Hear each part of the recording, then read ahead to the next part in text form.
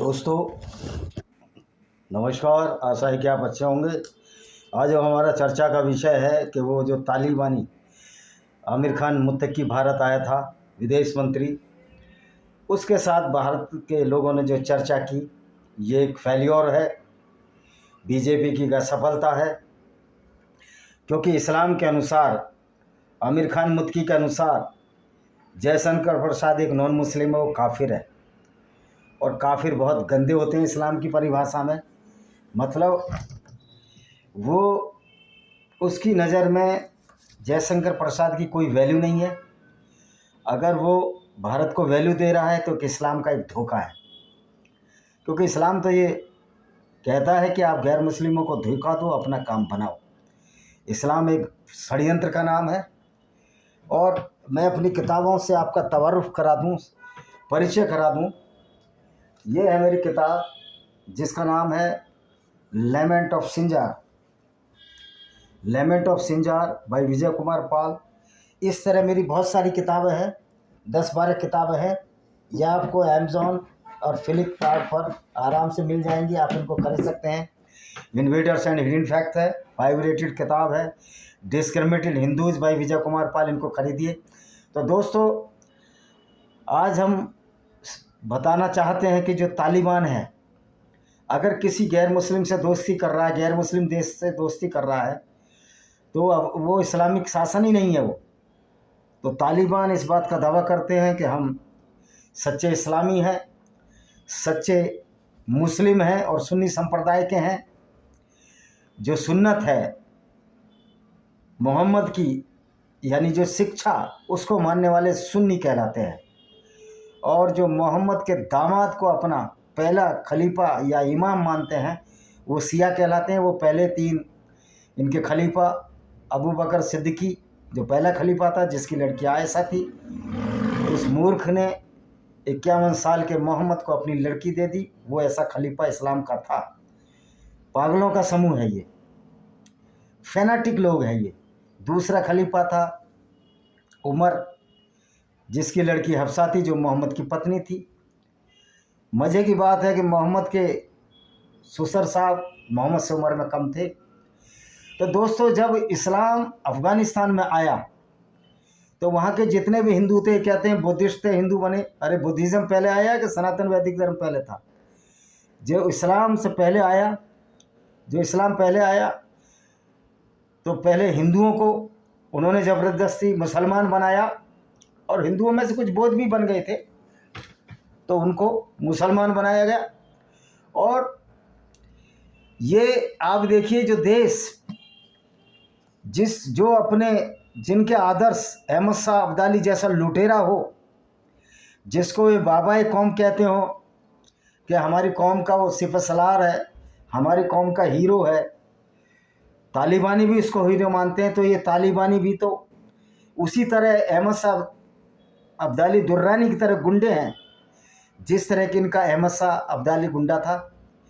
और इससे पहले जो इन्वेटर लुटेरा गुंडा आया, वो महमूद गजनवी था। उसके बाद मोहम्मद गौरी भी आया।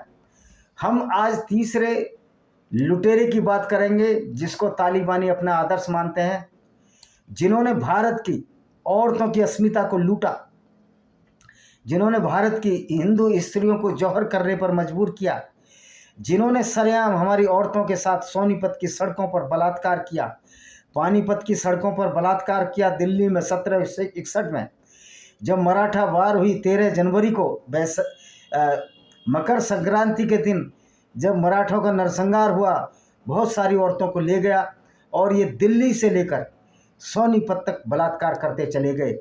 आज उन्हीं मुसलमानों से ये नीले कबूतर, मीम और भीम का समीकरण बनाना चाहते हैं। ये पॉलिटिकल लोग हैं, क्योंकि दलित भी उसी तरह इस्लाम की नज़र में खराब है, गंदा है, नजस है। तो दोस्तों, आज तालिबान के जो बाबाए कौम है, अफ़गानियों के बाबाए कौम, जो लुटेरा जिस देश का बाबाए कौम हो, वो देश कभी अच्छा नहीं हो सकता। तो आज अहमद शाह दुर्रानी का बताएंगे, इसने क्या किया। ये 1747 में राजा बना और 1772 में ये ख़त्म हो गया। 1709 में कंधार प्रांत के गिलजी कबीले के प्रमुख वाइस होतक ने सफवी फारसी शासकों को स्वतंत्रता प्राप्त हुई तथा पुत्र महमूद होतक ने कुल समय के लिए ईरान के बड़े हिस्से पर शासन किया और फारस पर का घोषित कर दिया। तो अब ये देखिए, वर्ष 1747 में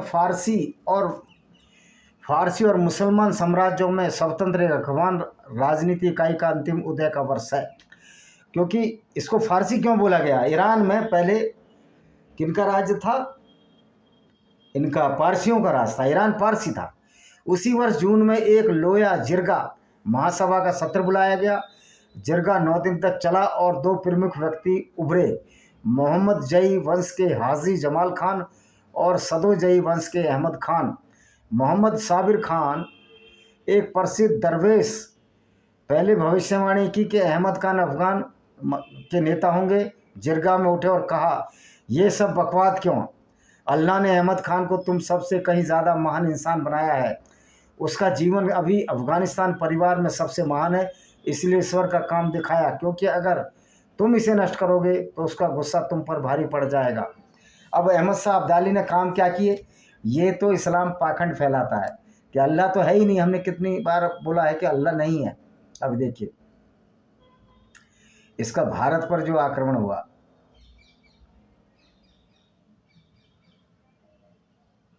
ये देखिए, ये है।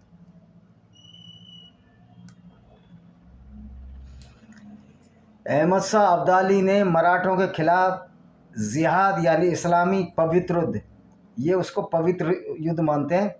और इस्लामिक जिहाद में ये क्या करते हैं? औरतें लूटते हैं, उनके साथ बलात्कार करते हैं, उनको बाज़ारों बेचते हैं, और ये सुन्नी मोहम्मद की सुन्नत पर चलते हैं। अफ़गानिस्तान में सुन्नी ज़्यादा है, और जो मोहम्मद की सुन्नत है या टीचिंग है वो एक खुली गुंडागर्दी है। गैर मुस्लिमों के खिलाफ, गैर मुस्लिम औरतों के खिलाफ उनकी फसलें लूटना, उनके किले लूटना। और ये मोहम्मद भी करता था। मोहम्मद एक सर्टिफाइड लुटेरा था। उसने बहुत सारे कबीले लूटे, बहुत सारी औरतों को लूटा और उनको बाज़ारों में बेच दिया। ये था मोहम्मद का करैक्टर। और ये मोहम्मद के करैक्टर पर चलकर अहमद शाह अब्दाली ने अभी वो लूटपाट जारी की, वो भी भारत की लूट। अब जब पैगंबर ही लुटेरा हो, पैगंबर ही लोगों से बलात्कार करता हो और करवाता हो, तो ऐसे पैगंबर के बारे में आप क्या कहेंगे? क्या ये सही बात नहीं है? उस व्यक्ति को जिसको पैगंबर का रूप दिया है, वो 6 साल की आयशा से शादी कर रहा है, 9 साल में उससे हमबर्स बिस्तरी कर रहा है जब वो 54 साल का था। ये बड़े शर्म और गैरत की बात है कि अफ़गानी लोग मोहम्मद को अपना पैगंबर घोषित करते हैं, और लुटेरे और गुंडे को, जो अहमद शाह अब्दाली नाम का गुंडा था, वो अब्दुल आमिर खान मुत्तकवी और तालिबानों का और पूरे अफ़गानों का एक आदर्श है, जो कि एक सर्टिफाइड लुटेरा था। मोहम्मद गोरी गजनबी को तो ज़्यादा नहीं मानते, लेकिन अहमद शाह अब्दाली इनका बाबाए कौम है। ये एक इनका लक़ब है कि वो एक अच्छा आदमी था। तो अपनी देखिए, अहमद शाह अब्दाली ने क्या किया?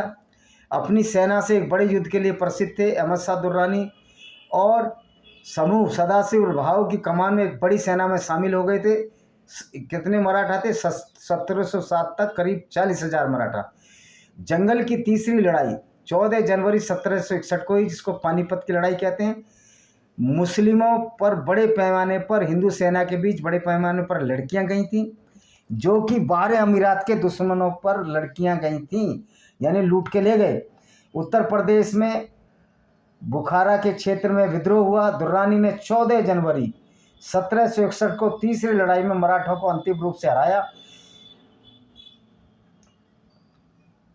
और पानीपत की लड़ाई से मराठों को भारी क्षति हुई और पेशवा बालाजी राव के लिए बहुत बड़ा झटका था।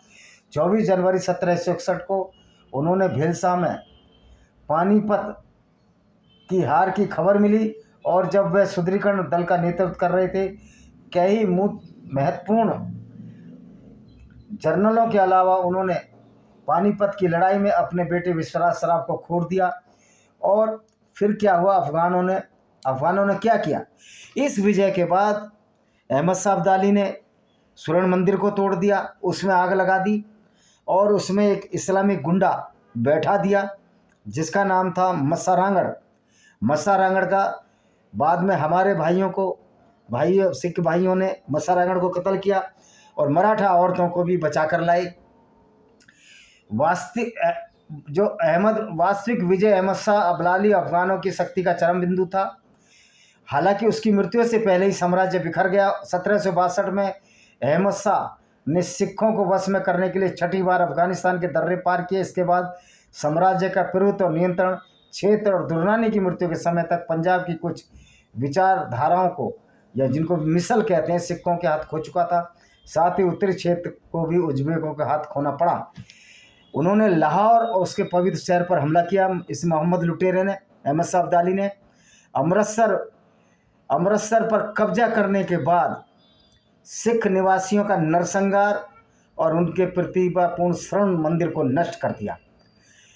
2 साल के भीतर सिखों ने फिर से विद्रोह किया और अपने पवित्र शहर का पुनर्निर्माण किया। अहमद शाह ने सिखों को अपने सहयोगियों के रूप में स्थापित करने के लिए कई बार कोशिश की, लेकिन असफल रहे, क्योंकि उस समय के सिख जानते थे कि इस्लाम एक गुंडागर्दी है, खुली गुंडागर्दी है। लेकिन अहमद शाह दुर्रानी के साथ, लेकिन आज जो खालिस्तान के नाम पर अपने गुरुओं के कातिल के साथ मिल रहे हैं, वो सही मायने में सिख नहीं है। उसके बाद क्या किया उन्होंने? दुर्रानी की सेना में 1762 में पंजाब के हजारों सिखों की हत्या कर दिवड्डा घल्लू गहरा को उकसाया, मतलब बहुत सारे लोग कत्ल कर दिए गए।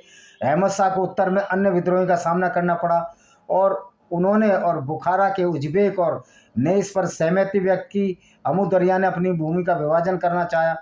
तो ये लुटेरा था, इसने हिंदू औरतों के साथ बलात्कार किए, सिख औरतों के साथ बलात्कार किए और उनको ये बलूचिस्तान के रास्ते अफगानिस्तान ले जाना चाहता था, लेकिन हमारे सिख वीरों ने उसको बचाया। आज भी जो मुसलमान, जो दलित, ये चंद्रशेखर रावण कुत्ते की तरह भौंक भौंक कर जाता है, मैं इतनी सेना इकट्ठी कर दूंगा, मत भूल, तेरे खिलाफ भी बहुत ताकतें हैं और तेरा एक दिन ऐसा मान मर्दन किया जाएगा हर जगह। जो तू विक्टिम कार्ड खेलता है, जब दलितों पर मुसलमानों के लोग बलात्कार करते हैं पाकिस्तान में, तो इसका मुंह नहीं मानता। तो दोस्तों, ये जो तालिबानी हैं, ये उसी अहमद शाह अब्दाली के वंशज हैं, उसी गुंडे और लुटेरे के लुच्चे लफंगे के वंशज हैं, जो कि हमारी हिंदू औरतों और सिख औरतों के साथ जिसने बलात्कार किए। बाद में छुड़ा ली गई औरतें हिंदू और सिखों के प्रयत्न से। और ये वो व्यक्ति अपने को उसको ये बाबाई कौम कहते हैं, कौम का वीर मानते हैं। तो इस्लाम में जितने भी वीर हैं, जो बाबाई कौम है, सारे के सारे गुंडे और बलात्कारी हैं, सर्टिफाइड लुच्चे और लफंगे हैं। ये बात हमारे भारतीय मुसलमानों को समझ लेनी चाहिए कि उनको भी जब मुसलमान बनाया गया था, किस तरह उनके साथ, उनकी माता बहनों के साथ बलात्कार हुए, वो पाकिस्तान के मुसलमान हो, बांग्लादेश के और हिंदुस्तान के। तो आप देख सकते हो, ये वही तालिबानी है जिसने ओसामा बिन लादेन को शरण दी, तोरा बोरा की पहाड़ियों में रहा। ये वही तालिबान है जिनकी वजह से हजारों हिंदू और सिखों को अपनी गीता और अपना गुरु ग्रंथ साहब छोड़कर भारत भूमि में शरण लेने के लिए बाध्य होना पड़ा। ये हमारे सिख भाई जानते हैं, हिंदू और सिखों का खून साझा, उसको कोई अलग नहीं कर सकता। जो हिंदू और सिखों को अलग करता है वो मूर्ख है, नंबर 1 का मूर्ख है, और जो मुसलमानों से अपने संबंध बनाता है। इसी तरह चंद्रशेखर रावण, अगर तुम बुद्धिज्म भी अपना लो तो तुम फिर दलित रहे ही नहीं। फिर काहे का रोना रोते हो कि पीआर गवई पर जूता मारा गलत।